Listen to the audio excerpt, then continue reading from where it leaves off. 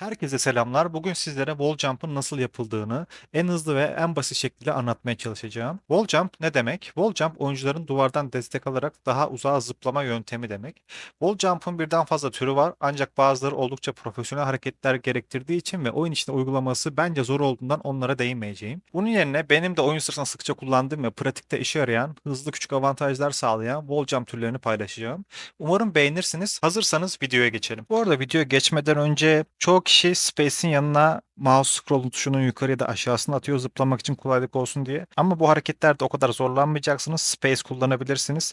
Sol üstteki ekranda scroll aşağı doğru görürseniz veya Space olarak görürseniz bu zıplama anlamına geliyor. İkisini de göstermeye çalışacağım. Sizin işinize hangisi sinerse, hangisi daha kolay olursa Space ya da mouse scroll aşağı kullanabilirsiniz. Birinci türümüz wall push. Aslında tüm wall jump'larda benzer hareketleri yapıyoruz. Tıpkı super jump hareketlerinde olduğu gibi. Eğer super jump videomu izlemediyseniz sağ üstteki linkten izleyebilirsiniz. Bu hareketlerde zamanlama çok önemli. Biraz pratik gerekiyor. İlk başta yapamazsanız moralinizi bozmayın. Bu şu an göstereceğim wall push'un iki farklı versiyonu var. İlk versiyona gelmek gerekirse duvara dik bir şekilde koşarak kaymaya başlıyoruz. Duvara yaklaştığımız zaman zıplayıp tam duvara temas edeceğimiz anda sadece boşluk tuşuna basıyoruz. Burası çok önemli. Şimdilik herhangi başka bir tuşa basmayın. Sadece boşluk tuşuna basarak kendimizi geriye itiyoruz ve o sırada kontrole basılı tutuyoruz. Bu şekilde geriye doğru hızlıca kayabiliyoruz. Bu harekette ustalaştıktan sonra zıplar zıplamaz A ya da D tuşlarıyla yön verip biraz daha mobilitenizi arttırabilirsiniz. Burada gördüğünüz üzere duvara doğru koşuyorum, kayıp zıplıyorum. Duvara değeceğimi anladığım an boşluk tuşuna basıp A tuşuna basıyorum. Siz burada scroll down'da kullanabilirsiniz. Ben boşlukta daha rahat ediyorum ve bu şekilde yönümü değiştirebiliyorum. Diğer bir yöntemse hemen hemen aynı. Buradaki tek fark duvara temas ettiğimiz anda zıplamıyoruz. Bir saniyeliğine tek bir frame'de duvara tırmanmamız gerekiyor. Bunun için koşmanıza gerek yok. İsterseniz yürüyebilirsiniz, isterseniz duvarın dibinde olabilirsiniz.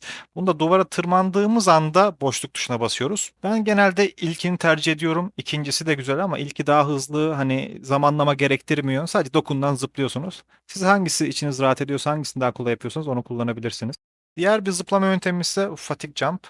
Fatigue jump nedir? Öncelikle nasıl fatigue'e girilir onu göstereyim size. Şu an ekranda gördüğünüz gibi eğer birden fazla kez zıplamaya çalışırsanız ard arda oyun size ceza veriyor. İlk zıplamanız kadar yüksek zıplayamıyorsunuz. Yaklaşık yarım saniyelik bir süresi var.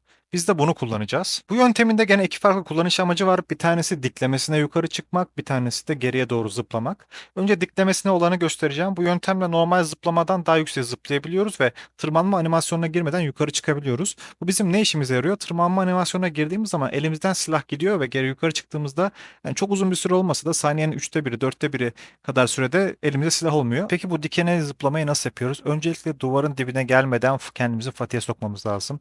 Durduğunuz yerde olabilir, koşarak gelebilirsiniz.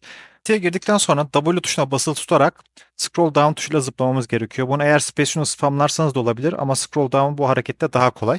İkisinin arasındaki farkı daha rahat görebilin diye yan yana ekledim.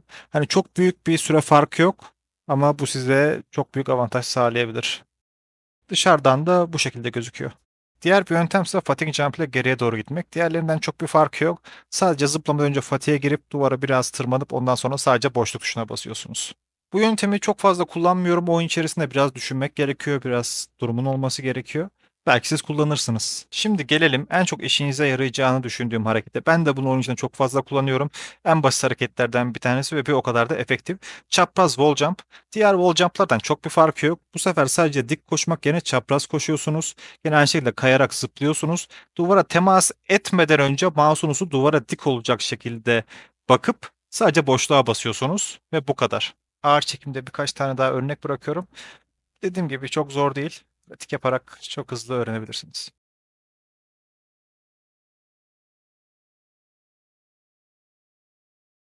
Şimdi size birkaç tane de ipucu vermek istiyorum. Bu hareket nerede kullansanız iyi olur, nerede kullanamazsınız bu tarzda. Öncelikle eğer yokuş aşağı doğru gideceksiniz ve öncesinde bu hareketi yaparsanız çok fazla ivme kazanabilirsiniz. Eğer gittiğiniz yönün köşesinde rakibin olduğunu biliyorsanız düz koşarak önüne çıkmaktansa bu şekilde wall jump yapıp hiç beklemediği bir anda onu tarayabilirsiniz. Bir tık yükseğe de bu şekilde pushlayabilirsiniz. Gene tırmanma animasyonlarını iptal edip rakibi hiç beklemediği bir anda gafil avlayabilirsiniz. Diğer vermek istediğim ipucu da eğer zıpladıktan sonra A'ya ya da D'ye tuşlarına basılı tutarsanız o tarafa doğru tırmanıyorsunuz. Ve eğer köşede yaparsanız bunu 90 derece köşelerde olmuyor. Bu tarz açılı köşelerde olması lazım. Yönünüzü birden değiştirip rakibi hiç beklemediği anda yakalayabilirsiniz. Diğer söylemek istediğim bir şey ise bunu sadece duvarlarda değil, kutularda, ağaçlarda ve her yerde kullanabilirsiniz. Burada dikkat etmeniz gereken tek bir husus var. Eğer duvar gibi, ağaç gibi çok uzun objelerin üzerine zıplamayacaksanız sadece boşluk tuşuna basarsanız objenin üzerine çıkacaktır. Burada zıpladığınız anda A ya da D tuşuna basmanız gerekiyor.